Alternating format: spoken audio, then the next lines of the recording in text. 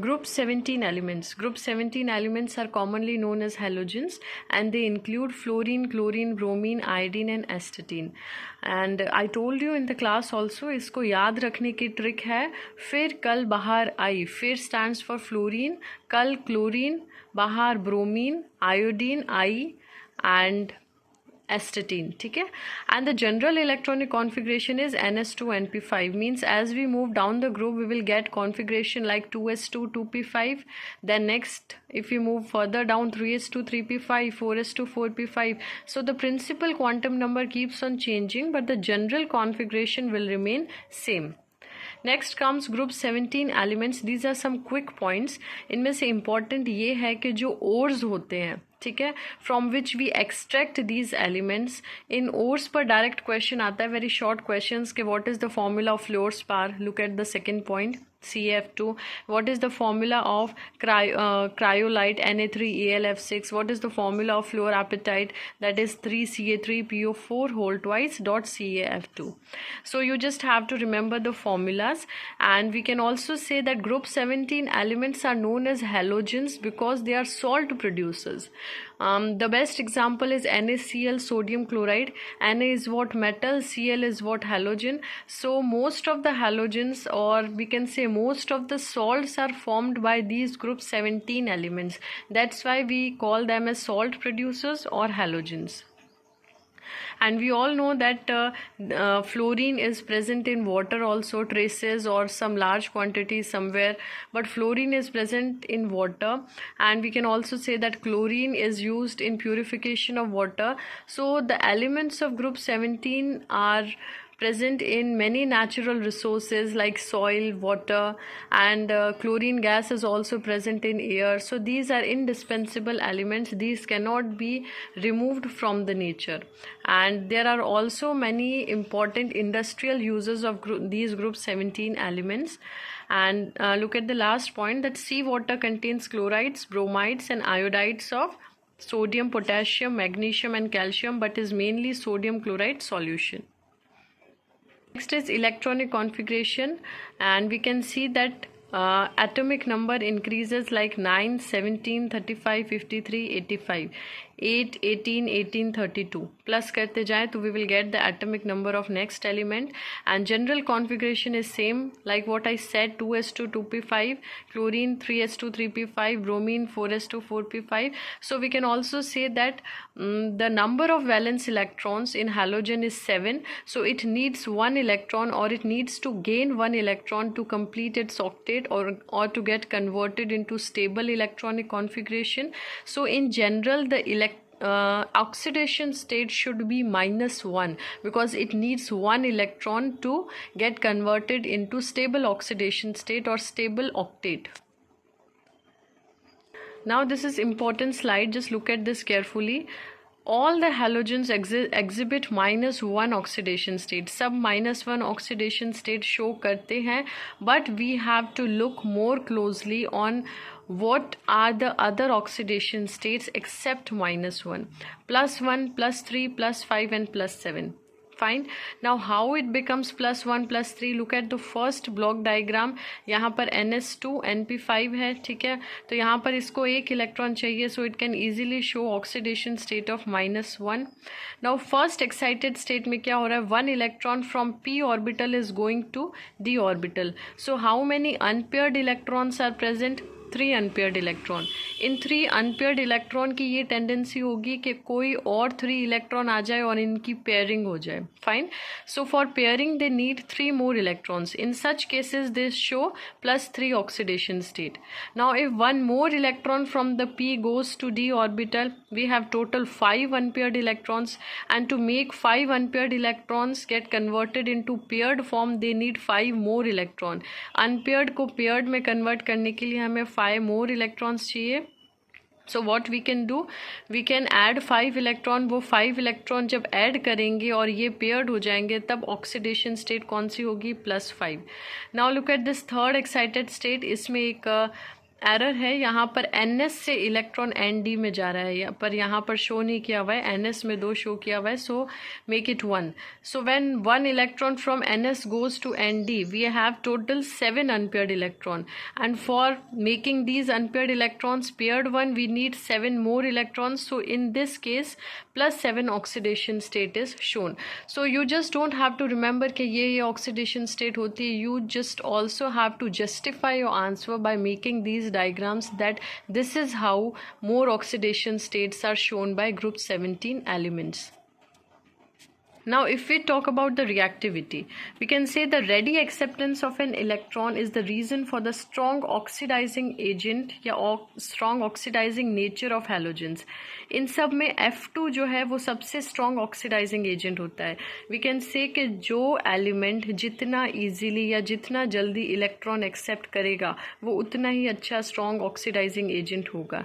And we also know that fluorine is the most electronegative element, यानी कि उसकी ये tendency है कि मैं कैसे शेयर्ड पेयर ऑफ इलेक्ट्रॉन को अपनी तरफ खींचूं या अट्रैक्ट करूं.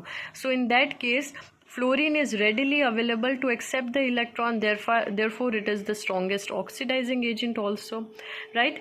And look at these reactions. F2 plus 2x minus gives 2F minus plus x2.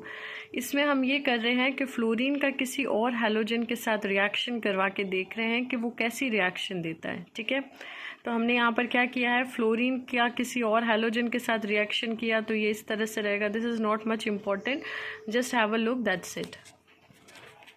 Next come reaction with metals and non metals. हमें पता है कि मेटल्स के साथ मोस्टली हैलोजेंस रिएक्ट करके they form salt. We are giving an example of Mg plus Br2. It forms magnesium bromide and ionic character of halides. ठीक है, halides मतलब क्या होता है, MF, यानी कि M यहाँ पर है कोई भी मेटल, जैसे कि NaF, NaCl, NaBr, Na. अगर मैं कोई भी एक सिंगल मेटल ले रही हूँ और कंपैरिजन कर रही हूँ, फॉर एग्जांपल मैंने सोडियम लिया, तो NaF, NaCl, NaBr, Na, इनमें आयनिक कैरेक्टर सबसे ज़्यादा किसका होगा, जिसकी साइज़ सबसे ज़्यादा कम होगी. फ्लोरीन की साइज़ सबसे कम है तो आयनिक कैरेक्टर उसका स्ट्रॉन्गेस्ट होगा. And as we move down the group, the ionic character of this salts also decreases. Next comes reaction with hydrogen. Hydrogen के साथ रिएक्ट करके ये हैलाइड्स बनाते हैं hydrogen halide. For example HCl. HCl में H is hydrogen and Cl is halogen, so they are forming hydrogen chloride. Fluorine आएगा तो hydrogen fluoride, bromine आएगा तो hydrogen fluoride, and in short we can say hydrogen halide. ये hydrogen halides जो होते हैं they dissolve in water to form hydrohalic acids. ये हम आगे पढ़ेंगे. What do we mean by hydrohalic acids? For general we can just see that hydrogen halide is formed by reaction of hydrogen plus halogen. Next is reactivity with oxygen. Halogens form many oxides with oxygen but most of them are unstable. तो हमें जो stable है उसको main ध्यान रखना है. उसमें 2 important oxides आते हैं तुम्हारे OF2 एंड O2F2. ये ग्रुप 16 पॉइंट ऑफ व्यू से भी इंपॉर्टेंट क्वेश्चन है because oxygen is of group 16 and fluorine is of group 17. सो यहाँ पर फ्लोरीन जो है वो ऑक्सीजन के साथ बॉन्ड बना रहा है इन 2 ways, OF2 and O2F2. Now OF2 में फ्लोरीन की ऑक्सीडेशन क्या होगी और O2F2 में फ्लोरीन की ऑक्सीडेशन स्टेट क्या होगी, this is your homework, you have to tell me. However in दोनों में से OF2 जो है वो ज़्यादा स्टेबल है 298 kelvin, and these oxides are essentially oxygen fluorides. We call them as oxygen fluorides. क्यों? क्योंकि electronegativity of fluorine is more than oxygen and both are strong fluorinating agents. Fluorinating agents मतलब fluorine add करवाने की tendency. Now if we further talk about oxides, chlorine, bromine and iodine form oxides जिनमें oxidation state में range from +1 to +7. ठीक है, and stability की अगर हम बात करें तो stability सबसे ज़्यादा होती है iodine की, then chlorine, then bromine.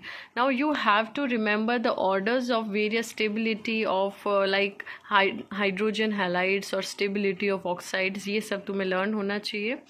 And chlorine के ऑक्साइड्स जैसे कि Cl2O, ClO2, Cl2O6, Cl2O7 are highly reactive oxidising agent and tend to explode. इनका जो नेचर है वो बहुत एक्सप्लोजिव होता है. So these needs to be dealt very carefully.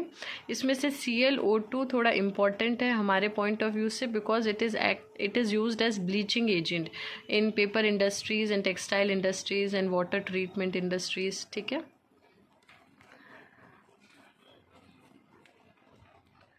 Now comes oxides of bromine. Bromine के ऑक्साइड्स Br2O, BrO2, BrO3 ये जो है वो लीस्ट स्टेबल होते हैं. ठीक है, और सिर्फ लो टेम्परेचर पे एग्जिस्ट करते हैं. अगर टेम्परेचर हाई हुआ तो they will become unstable, but these are powerful oxidising agent.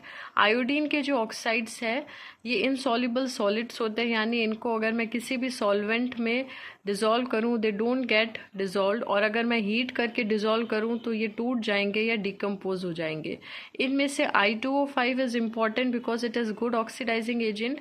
और लेबोरेटरीज में जब हम वाटर में कार्बन मोनोऑक्साइड या एयर में कार्बन मोनोऑक्साइड या किसी भी चीज़ में कार्बन मोनोऑक्साइड का एस्टिमेशन या डिटर्मिनेशन करना हो कि कितनी कार्बन मोनोऑक्साइड प्रेजेंट है, वहाँ पे हम I2O5 का यूज़ करते हैं.